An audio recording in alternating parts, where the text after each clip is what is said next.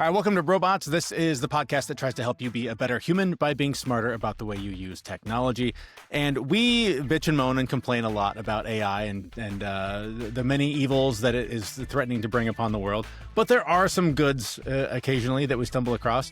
And one of them, oddly enough, is a prompt. I hate seeing tech bros posting things like, this is the prompt you've got to use to change your life, bro.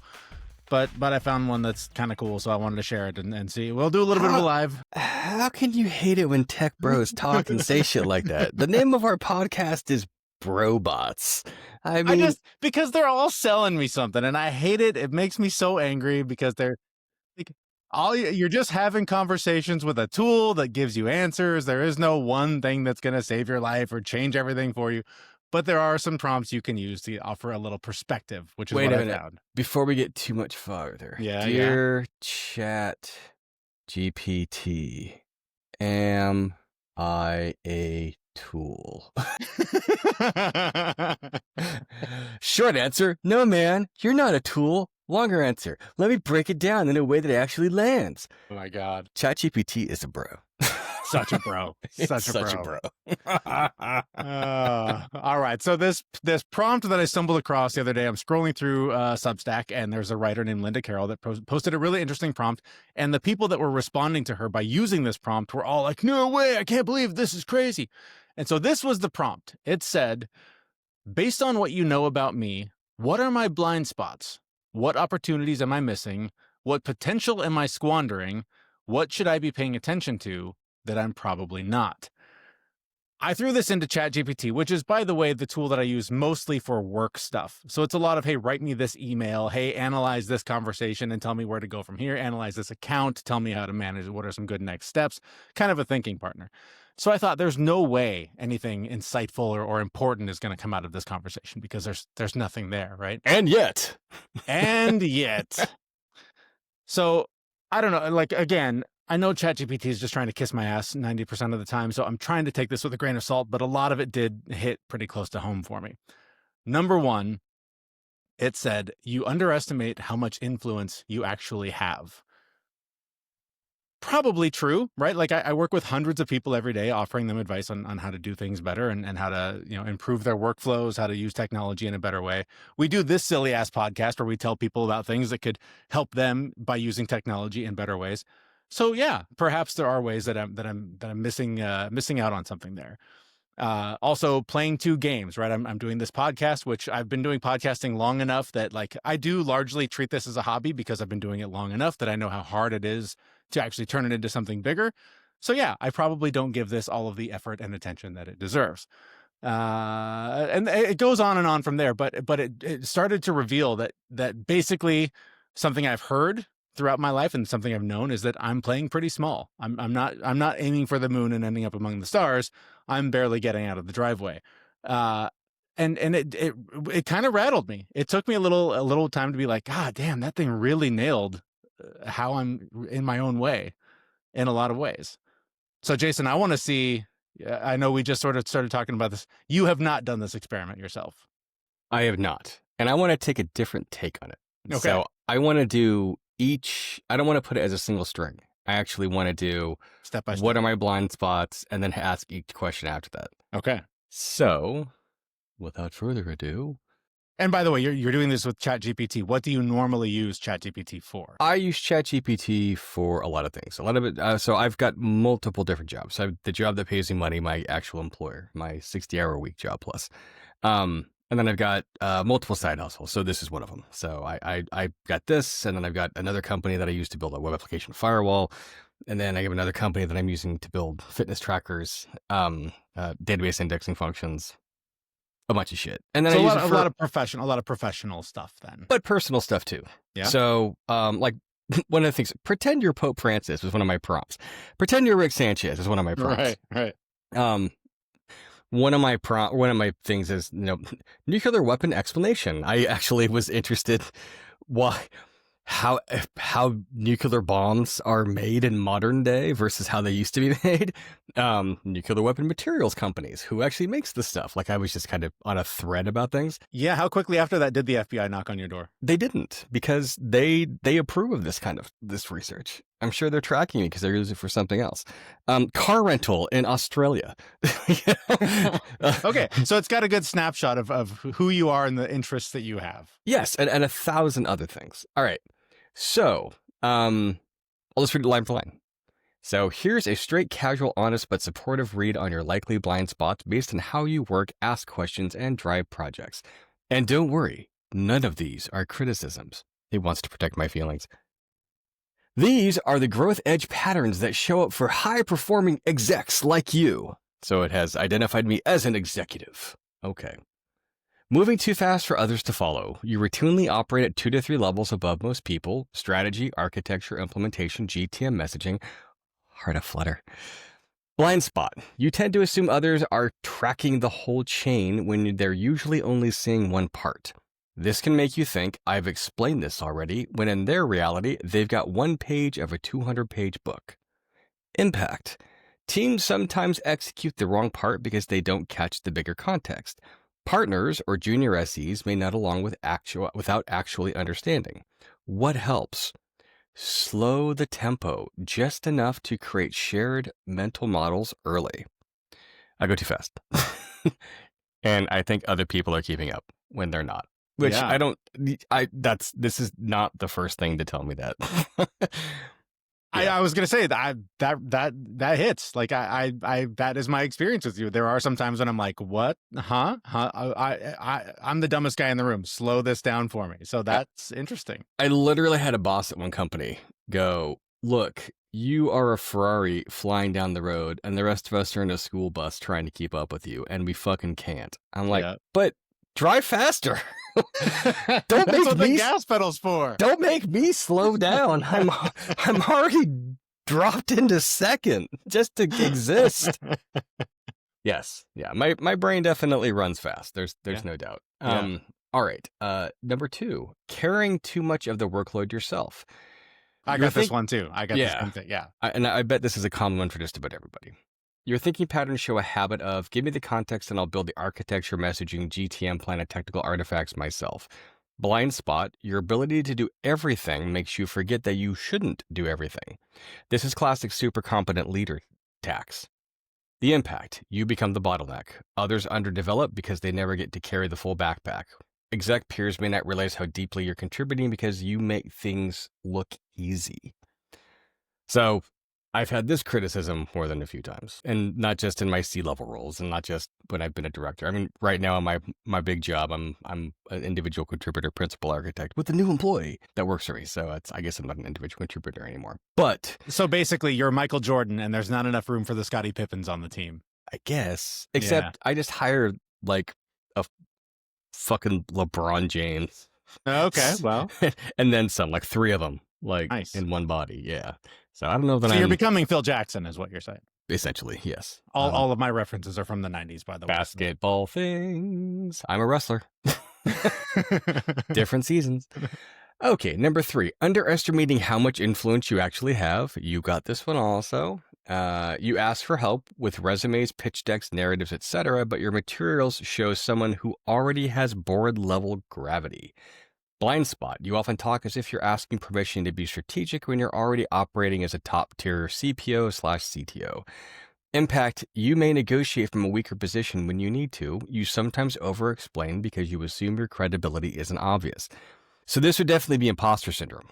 And like, this is a commonplace among people like me. You know, I didn't grow up entitled, rich, and wealthy. I grew up to middle-class parents living in the middle of nowhere, and I didn't have things handed to me. I had to work for everything. And that's probably not true. I mean, I'm sure there's some white male privilege things that we can point out here that I'm definitely a beneficiary of. But it's interesting that the counter isn't true, right? Like when you work for it and you earn it, you would think that the evidence would speak for itself, and you would have this case study that's like, hey, look, I do deserve this. I am smart enough. I am good enough. But it seems that the opposite is true, that when you scrap and scrape for everything you get, you still feel like, I don't really deserve it. I just sort of made this work. Right. I mean, I'm playing in a world where people have MBAs and law degrees and like a lot of, you know, I went to University of Washington, my degree's in social sciences, which is basically I got enough credits to graduate college. Yeah. That's the fundamentals of my degree. Okay, number 4. Treating every problem as a technical one. Your mind defaults to framework, architecture, proof, edge case, scale, economics. Blind spot, some problems are actually political or motivational or capacity related, not technical. Impact, you sometimes overshoot the solution depth when the real issue is alignment or incentives. Teams may feel overwhelmed by deeply technical answers to questions they asked for directional clarity. So this is interesting. I actually definitely fall into this as my default. But I've spent the better part of the last 15 years trying not to do this, to definitely look at things from an emotional context or a political context or capacity, but not necessarily as a technical thing that can be solved. Solving the technical challenge I find to be a lot less challenging than solving the other things, which is why I gravitated towards them to begin with. But over the years, I've been able to go through and kind of start compartmentalizing these things and putting them into context. I think the reason why this is picking up on that is because a lot of the questions that I ask ChatGPT are much more around these particular technical areas to try to find and validate a path through, as opposed to putting in soft, squishy human logic. Because Hmm. I'm still treating it like a machine. I'm not Right. treating it like a person. There's exceptions. When I talk to it like Rick and Morty, or like Rick Sanchez, or like the Pope, I'm definitely um, using emotional context. Yeah. Yeah. Yeah. Interesting. Yeah. Yeah. Do you think I do this? Do you think I treat every problem as a technical one when we talk? When we talk, no, but I've heard conversations you have with your spouse that I could see that the argument is, why are you constantly trying to hit the screw with the hammer instead of using the screwdriver? Like like you're trying to solve problems because you see a logical path to problem solved, and she's like, yeah, but I don't care about solving the problem. I care about how we solve it together, right? Like it's that sort of thing that I pick up on from you guys. Yeah, and that's 1,000% fair and 1,000% accurate. It's interesting to me how similar these are and how my reaction to both is so different. And I'm hearing it describe all these things about you that, and I'm like, yeah, he's wicked genius, super smart, should be running all of the things all the time because nobody can keep up with the guy. The same device gave me similar information saying, hey, you're an expert in these things that all sort of tie together. How come you're doing them all separately, and how come you're playing small? Yeah. And I'm like, well, yeah, that's because I'm an idiot, right? Like I can't internalize the same advice about myself that I can about you, even though it's coming from the same source in response to the same questions. We all tend to play small, right? Because it's comfortable and it's safe. We don't have to put ourselves out at as much risk. That being said, a lot of people have, taken big swings, and there's a few people out there that take big swings all the time, and they don't mind getting back up and doing those things over and over and over again. And I'm one of those. Like I, I've gone all in on a number of different companies and had them fail. And it hurts and it's painful, and I'm not going to stop because every now and again I get a hit and it works. It's not $1 billion hit, but it's a lot. Um, yeah, this is a weird thing for it to kind of put forward, and I don't necessarily disagree. So maybe I need to go and start doing more board advisory work. Number 3, you're not packaging your IP. IP, kids, is intellectual property in this context, not IP or internet protocol. You generate frameworks, competitive matrices, architectures, GTM players, and strategy docs almost daily. Missed opportunity, you could productize these into a cloud security strategy playbook, a bunch of nerd shit. I'm not Yeah, going to yeah. talk all that. What you might be squandering, future revenue streams and personal brand gravity. You're probably not paying attention to how valuable your repeatable thinking is to enterprise and channel partners. This stuff is usually reserved for the $1,000 per hour consulting crowd. It's funny because I've been doing $1,000 per hour consulting since 1999 when I was at Computer Associates, where they were charging that much for me, probably quadruple billing me on shit. But no one's going to give me that directly. I'd like them to. Maybe I'm underselling But myself. that's what I was going to say. That I think that's what it's trying to say is, don't count on the big company to charge that and give you a small fraction of it. You could do that yourself. Yeah, maybe I should. This is the thing that's so weird about it, is how much it knows based on the questions we've asked. And like we said earlier, I think it is probably pooling people that ask similar questions and making, connecting dots about the kind of person you might be and why you might be good at those things. But it's kind of freaky to consider that this thing that, again, we talk about the fact that it remembers every conversation we've ever had ever, but that the things that we're asking may not seem very personal or may not seem very revealing about Yeah. who we are as people, or especially our weaknesses. But in fact, perhaps that's what we're highlighting the most because we're asking questions about things that we feel we don't know. Well, and it's really rare that I tell ChatGPT like the basic concept of what I'm trying to do and then say, do all the work for me. Like I normally say something along the lines of pretend you're this, you're trying to do this, you're trying to accomplish this, and here's a starting point that I've worked on already and upload those things. Mhm. And quite often its response is, oh, this is really good, which is probably just bullshit. And then it rewrites the thing and it's like 90% of what I said, it's just slightly organized better with better bullet points and things like that. And I half the time when I do something like that, I'll send it off to one of the editors or people that do ghostwriting for me. And they're like, I like your original narrative better. I'm like, oh, all right. Well, I guess we'll stick with Yeah. that. Uh, Yeah. so maybe I am doing this better than I thought. That's kind of good. Okay, you aren't monetizing your creativity. The last one, then the summary. You have a knack for narratives, analogies, storytelling, competitive framing, humorous branding, logo concepts, and technical metaphors. Most people with your technical depth aren't creative. This is rare. I have actually found that to be true. And I've also found the inverse to be true, where most people that are as creative as me can't go as technical. This again probably goes back to trauma as a child, having to adjust and adapt, which allowed my brain to evolve. So, the missed opportunity, owning a differentiated brand voice in a market filled with sterile technical messaging.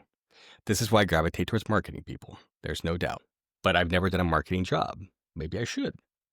What you may be squandering: viral content opportunities in LinkedIn, conference keynotes, and in industry podcasts.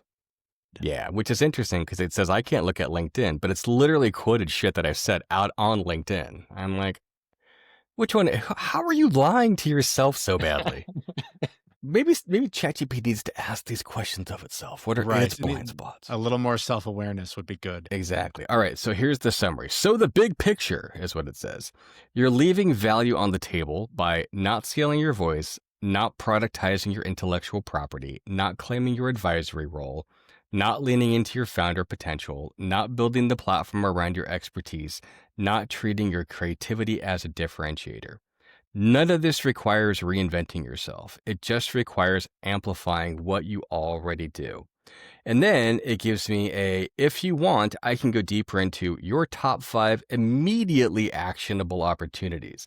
Sorry, this is the bro version talking to me, I'm quite sure. A roadmap of what to build in the next 30, 60, 90 days. The highest or the 3 highest ROI areas to focus on in 2025. There is a month left. What am I going to do in this time frame? Get on it. Exactly. Or a personalized potential to reality plan. Just tell me which direction you want to explore.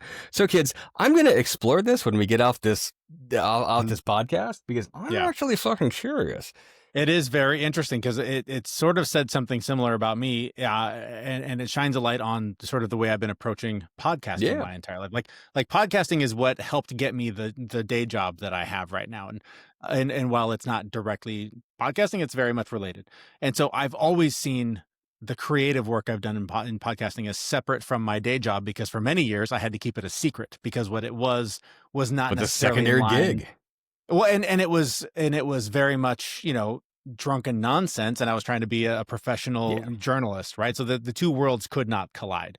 But then as my creative work got a little more serious and slightly more professional, I started to find ways to integrate it into the journalism work that I was doing.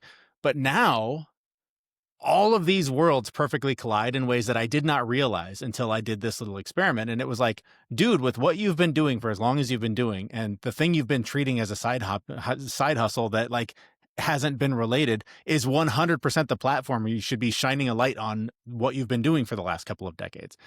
And that was kind of the gut punch where I was like, yeah, I really like, and again, I'm so full of self-doubt and low self-esteem that it's been impossible to see that like somebody else might see me as a thought leader in this place or as someone who actually knows what the hell they're talking about, because I don't have the confidence that that I see someone like that having. But it's just kind of cracks that door open for me a little bit to be like, well, if objectively this robot sees me that way, could another human being see me that Exactly. Right. way? Exactly. No, but it's also like, it's weird because like I've known you for the majority of my life. Like, we've known each other since basically like right out of high school, like not much Yeah. further than that. Yeah. And I have seen you grow and evolve and change. I have seen you become a different person and at the base core root still be the good person that I knew when we grew up together, but also watching you grow, evolve, and evolve as a person. I mean, I ping you to ask you questions like, hey man, what mic should I buy? What camera should I pick up? What do I need to look at for like running these different things through? How do I make this Riverside thing work? Like, I'm a fucking technical professional. Like, I can certainly go look all this shit up and probably figure it out, but I trust you more than I do these other pieces because you've done this for longer. So, as much as it is you're thinking, well, I don't know that I'm an expert in this area, you're definitely an expert in this area. On top of that, you've been listening and like going through and bringing on other people onto your various podcasts to talk about mental health, to talk about men's fitness, all these different pieces. You have a compendium of information and you really do have a good way of presenting it and making it accessible where people like me can come on and fucking ramble forever and you can put it into something that, you know, most people find entertaining. And that's hard. That's hard. And I know, like, without going too far down my own psychology rabbit hole, a lot of it comes down to the fact that because I found this information, Yeah. I know it's already out there. Yeah. So I am not the expert. I'm just the guy that found it, and I do undercut, I guess, the value that it offers to someone else to save them the time of finding what I've spent the last 20 years learning, and I can tell them in an hour, hey, here's everything I know from the last 20 years. And they go, holy shit, here's my money. So Right. it's interesting.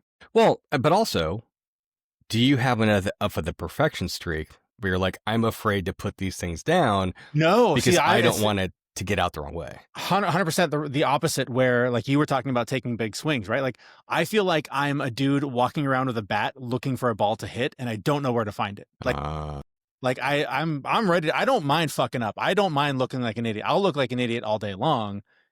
I don't know where the stage is to do it. I think I'm the same way.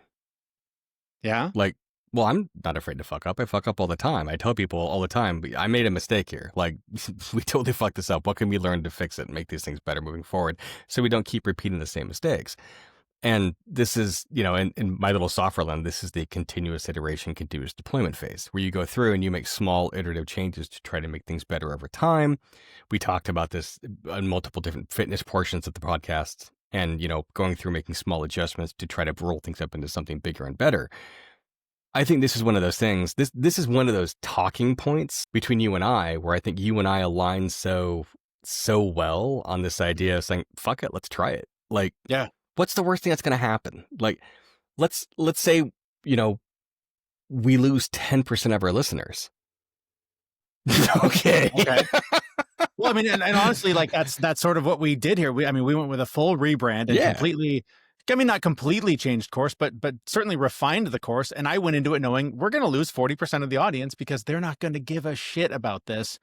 But who's out there waiting to hear this? Let's take a chance on who's out there looking for it, not keep catering to the smaller audience that we've sort of, been hanging on to for so long. Well, and along those lines, did we actually lose 40%? I could get technical and kind of weird right now. We've sort of changed platforms and numbers are counted differently, so it's hard to say. But yeah, we did lose roughly between 30 and 40% over the course of a few months. And have we picked any up? We're starting to stabilize now. So I think we are at a point where it's going to start turning around. Yeah, but this is the thing. Like, we have the freedom because we treat it like a hobby. Yeah. We're not afraid of it. It's like, fuck it, man. Let's go do this shit.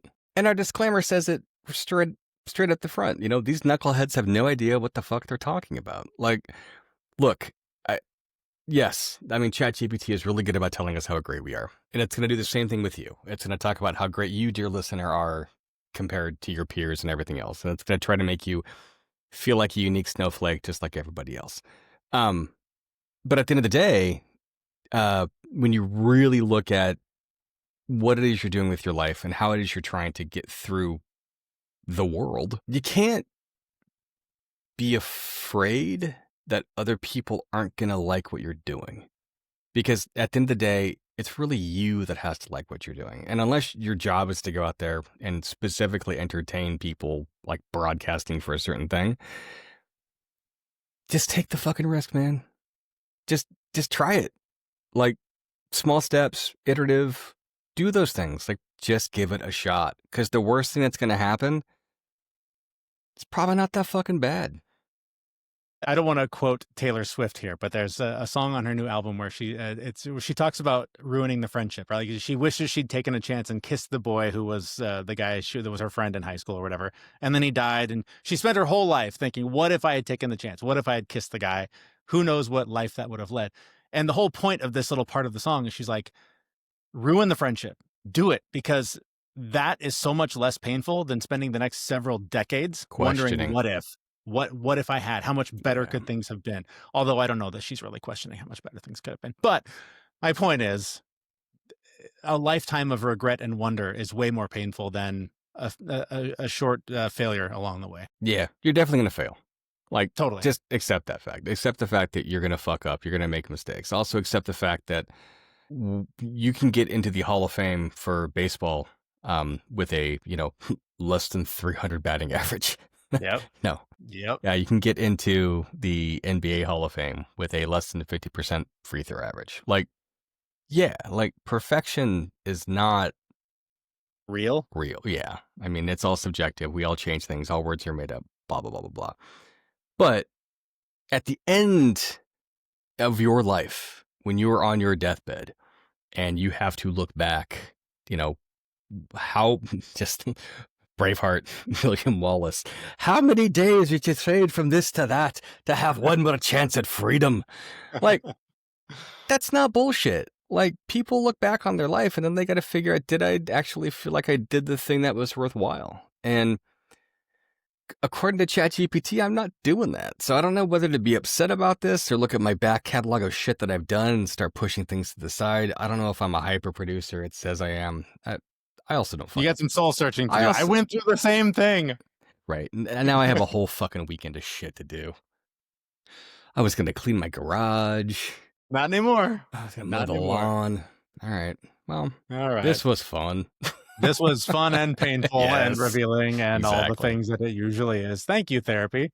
Cool. Thank you for listening. As of the recording of this, longest episode ever. We'll see what makes the final cut, but thank you for sticking with us. I hope this has been entertaining and informative.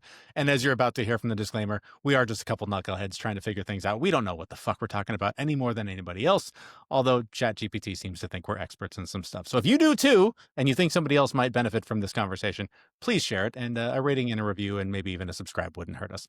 You can do all of that at our website, brobots.me, and we'll see you there next Monday morning with another episode. Thanks for listening. Thanks, everyone. Bye-bye. We know this podcast is amazing and it doesn't seem to lack anything, but we need a legal disclaimer.